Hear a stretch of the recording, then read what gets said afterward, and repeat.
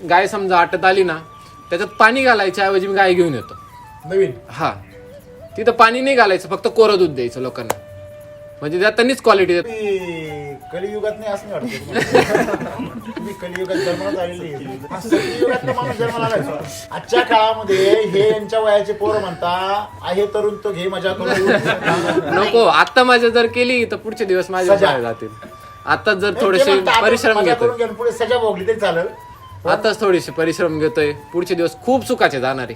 पण milk charger काय बंद होणार नाही, नाव करणार 100%. आम्हाला तर एक वेळेस प्रश्न पडतो, दुधात पाणी टाकण्यापेक्षा मी नवीन गाय घेऊन, उकडे हा. कमी पडल्यावर दूध द्यायचं.